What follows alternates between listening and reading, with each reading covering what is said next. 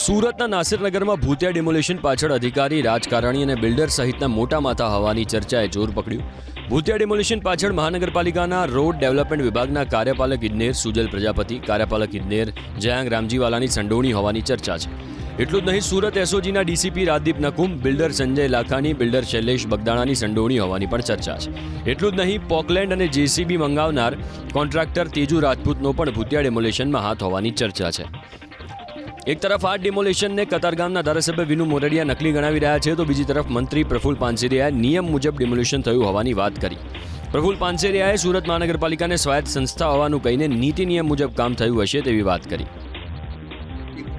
જે તે પ્રાઇવેટ તો ન કહી શકે પણ સંસ્થા છે.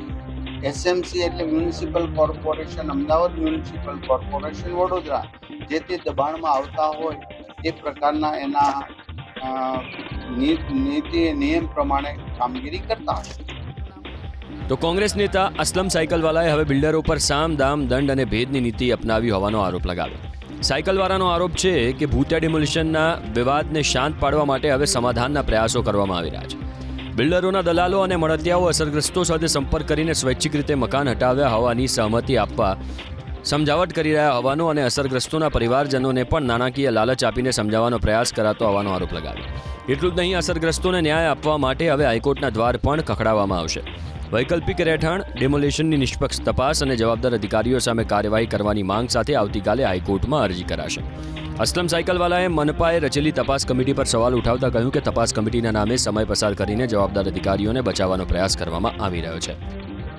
છેલ્લા 4 દિવસથી જે એના સ્થાનિક બાજુના જે પ્રોજેક્ટના બિલ્ડર છે એ કે એના માણસો દલાલો દ્વારા એન કેન પ્રકારે જે ગરીબ શ્રમિક પર જે 16મો દિવસ થઈ ગયો, જેના ઉપર આ બને નીચે ધરતી થાય બીજો કોઈ વિકલ્પ નથી. આ માનવીય અત્યાચારનો, અન્યાયનો ભોગ બન્યા છે મહાનગરપાલિકાના તંત્રનો અને સુરત શહેર પોલીસ એસઓજીનો. એ લોકો આજે પણ વૈકલ્પિક આવાસ માટે કે એને ન્યાય મળે એની માટે ઝંખી રહ્યા છે. પરંતુ આ ગરીબ શ્રમિક પર જે છૂટક રોજ મજૂરી કામ કરતા હતા એ તો શક્ય છે કે એમાંથી ઘણા એવા પરિવારો પણ છે કે જે કદાચ આર્થિક પ્રલોભનમાં તૂટી પણ જાય, તેની ધીરજ તૂટી પણ જાય. પરંતુ આજે એ વાતનો આનંદ છે કે આજે 16મો દિવસ છે, છતાંય મોટી સંખ્યામાં એના જે અસરગ્રસ્ત પરિવારો છે એ હજુ પણ પોતાને ન્યાય મળે એના માટે અડીખમ છે. પરંતુ આ સામદામ દંડની જે નીતિ છે એ બિલ્ડર બોલો, મનપા તંત્ર બોલો કે પોલીસ તંત્ર દ્વારા બોલો, એન કેન પ્રકારે એમના વચેટિયા બોલો કે એમના દલાલો મારફત એમના સગા સંબંધીઓને પણ પ્રેશરાઇઝ કરી રહ્યા છે, દબાણ આપી રહ્યા છે અને આર્થિક પ્રલોભનો આપી રહ્યા છે.